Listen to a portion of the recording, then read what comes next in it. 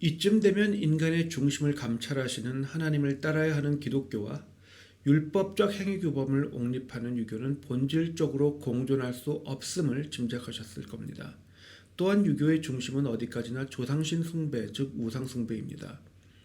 자연 만물을 영적인 존재로 간주하고 숭배하는 범신론, 다신론, 무속신앙 또는 자연 숭배 사상과 동떨어져 있지 않습니다. 수많은 숭배 대상들을 거부하는 것이 아니라 무수한 우상들 중 조상의 우상에 집중하는 것일 뿐이기 때문에 그렇습니다. 기독교와 유교의 관계는 은혜와 율법, 즉 장로들의 전통을 비교하면 보다 쉽게 이해됩니다. 유대교의 율법이라는 인간이 만든 전통은 인간의 법이 되어서 궁극적으로 행위규범이 아닌 하나님과 이웃을 사랑하라는 정신을 가르치는 하나님의 법과 사사건건 충돌했습니다. 예를 들어 주일에는 쉬어라, 즉 노동으로부터 해방되어 복지를 누리라는 명령은 하나님의 법이었던 반면 주일에는 환자도 치료하지 말라는 행위규범은 장로들의 전통, 즉 율법이었습니다. 하나님의 법은 인간의 복지를 위하지만 하나님의 법 외부에 울타리를 쳤던 장로들의 전통은 인간의 복지를 오히려 방해하고 있던 겁니다. 이것 때문에 예수님께서 바리새인들과 많이 충돌을 하셨죠. 그러니까 이처럼 유교는 율법과 같은 행위규범인 만큼 모든 기독교적 가치에 사사건건 방해를 걸고 넘어집니다. 그래도 한국교회는 유교를 옹호합니다. 연장자였던 니고데모를 꾸짖으시고 감히 제사장에게 미래의 심판을 경고하셨으며 공적인 공간에서 당시 사회적 지도층이었던 바리새인들에게 면박을 주셨고 또 성전을 다소 폭력적으로 정화하셨던 주권자 예수 그리스도는 한국의 유교적 교회에서 더 이상 설파되고 있지 않습니다. 한국 교회는 타협 없으신 주님과 선지자들 대신에 원만한 관계를 추구하는 성인군자의 우상을 가르치며 심지어는 마치 예수님께서 성인군자이신 것처럼 말합니다. 분명히 심판주로 주권자로 다시 오신다 말씀하셨는데도 성자 하나님의 정체성을 인간이 임의로 개정하는 대반역을 행합니다. 이 반역이 특히 심각한 이유는 유사한 방식으로 예수님을 혁명가로 그리려 하는 신학적 시도에 대해서 주 종교개혁가 마틴 루터가 이미 초대교회 이래로 듣도 보도 못한 대반역이라 정죄했기 때문입니다. 이쯤 되면 예수님께서 다시 오셔서 심판을 행하시면 또는 성전을 정화하시면 한국교회는 예수님에게 예수님같이 행하지 않는다며 지적할 판입니다. 예수님께서 희생제물이 아니라 심판주로 다시 오시는 것을 고려하면 사실상 재림을 거부하고 있는 것입니다. 지금 화면에 보고 계시는 그림이 한국교회가 아니라 미국교회에서 그린 것이라 말씀하시는 분들도 있을 텐데요. 네, 맞습니다. 탈근대주의 이후에는, 그러니까 1960년대 이후에는 미국 교회도 범신론과 유교적 사상의 영향을 받아서 비슷한 양상을 보이고 있습니다. 그러니까 동양의 우상숭배 문화가 세계 선교 시대를 틈타서 되려 세계 교회에 영향을 미치고 있는 거죠. 이에 대해서는 오늘날의 미국 복음주의는 청교도들의 신앙과 전혀 다르다는 정도까지만 말씀드리고 추후 보다 자세히 다루도록 하겠습니다. 어찌되었든 초대교인들, 종교개혁가들, 청교도들이 순교를 불사하며 타협 없는 진리와 공의, 자기 희생적 사랑을 말하던 것과 달리 세상 사람들과의 원만한 관계를 강조하는 것이 탈근대주의 범신론과 유교의 영향을 받은 오늘날의 복음주의 세계교회입니다. 이러다 보니 그리스도의 모범을 따르는 대신 성인군자의 우상을 숭배하게 됩니다. 모든 이들과 원만한 성인군자의 관계를 따라가니 교회의 주요 사역, 즉 목회와 선교활동마저도 인간 중심적으로 또는 관계 중심적으로 변해갑니다. 이러한 세속화에 동조해주지 않으면 세상의 잣대로 평가해서 미성숙한 성도로 간주합니다.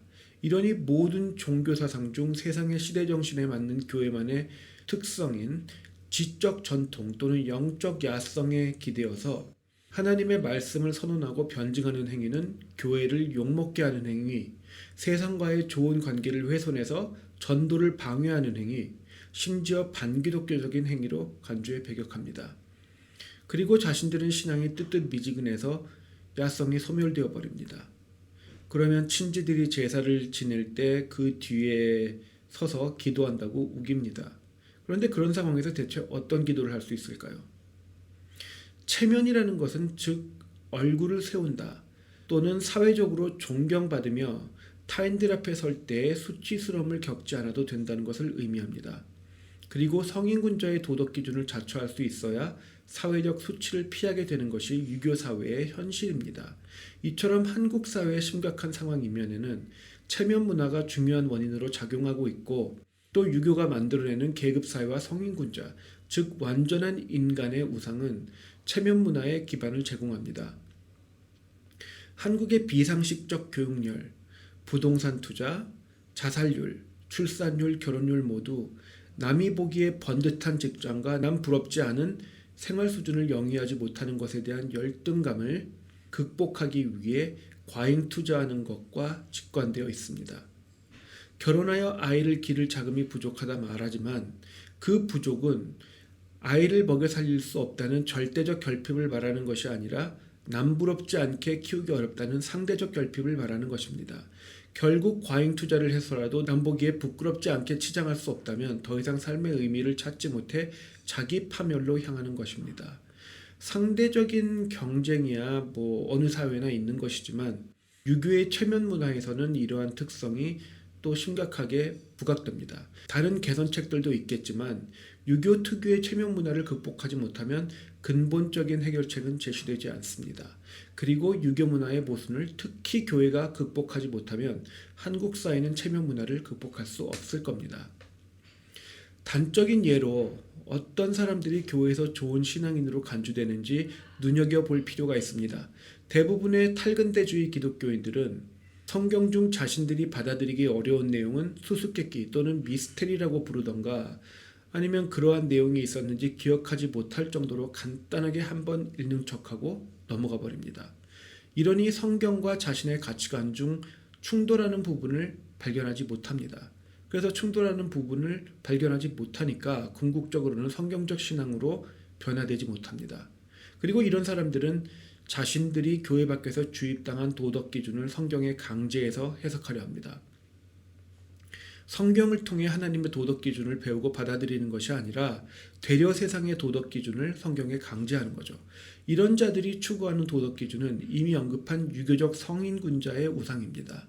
절대 주권자이신 예수님은 당연히 이따위 기준에 맞춰주시지 않고 그럴 때마다 의아해합니다. 어떠한 경우에도 성인군자의 우상이 틀렸다 인정하지 않습니다. 이런 자들이 많으니 한국교회 공동체는 유교적 성인군자의 우상에 맞는 인물일수록 좋은 신앙인으로 간주하게 됩니다. 단도직입적으로 말해 교회에 와서도 예수 그리스도의 모범이 아닌 공자를 숭배하는 자들에게 소망이 있을까요?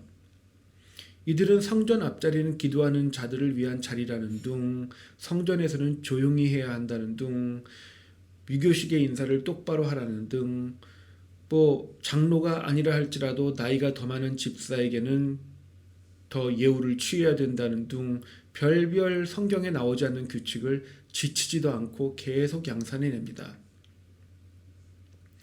그런데 교회가 계승해야 할 원형이라 할 수 있는 초대교회는 각각의 초대교회가 몇 가정의 공동체였습니다. 그러니까 몇 가정이 주일마다 모여서 하루 종일 먹고 마시며 말씀을 듣고 또 들은 말씀에 대해서 토론하는 토론의 장이었습니다. 교류의 장이었어요.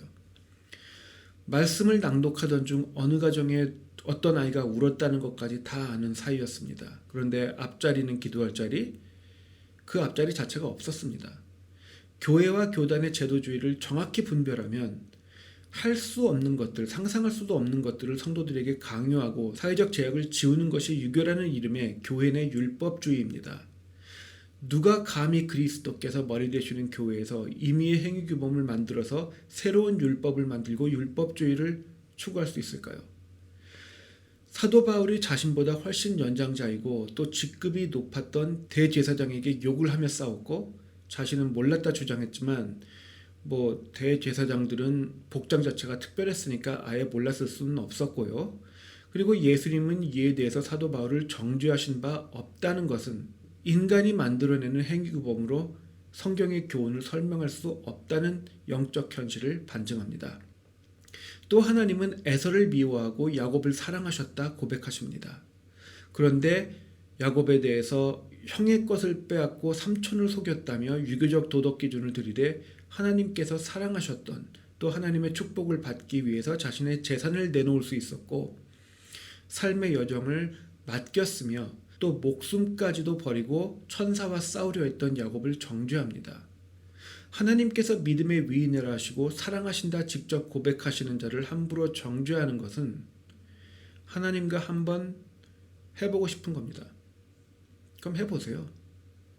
선택받지 못해서 심판으로 예정된 자임을 스스로 증명하고 지옥으로 떨어질 뿐일 겁니다. 다음 영상에서는 유교의 또 다른 중대한 죄, 즉 회개 없는 위선을 드러내는 실예들을 살펴보겠습니다.